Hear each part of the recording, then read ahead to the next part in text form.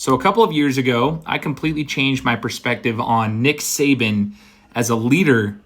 And there's a reason for that, which I'll share after I share this clip. But I want you to listen to this clip from College Game Day with Coach Nick Saban. Of losing a team when you things start to go sideways? Well, I think you have a greater chance to lose your team when you're transactional as a leader, which is the way I was until 1998. In other words, everything was about winning or losing. And when we won, I patted people on the back. But when we didn't win, I was probably too harsh, didn't use it as a teaching moment. And negative experiences without teaching kills morale. So you see in that clip, he talks about transactional leadership versus transformational leadership, the shift that he had in 1998 that kind of got to that point. He talks about negative experiences without teaching kills morale.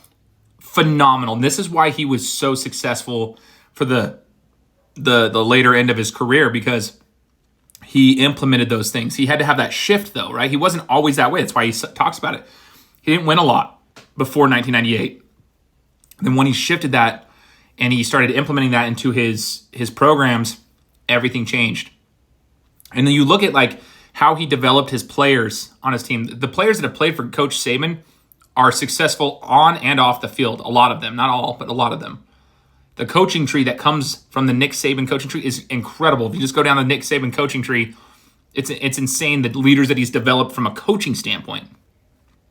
And in the book that I read called It Takes What It Takes, I learned about how it was like for Trevor Moawad, who was the author of the book, may he rest in peace, when he was working with Alabama's football program and what was going on from a mental standpoint at those practices, and how Nick Saban ran that and developed these young men to develop mental strength and mental fortitude, the neutral thinking concept, all the little tips and tricks. And you realize, that's why my mindset shifted. I'm like, oh my gosh, outside of just X's and O's, Nick Saban was implementing so many amazing things to develop these kids to be like mentally strong, to face adversity, to learn from their mistakes, to be coachable, to take feedback, but also he loved them. He was a transformational coach. He went from being transactional to transformational.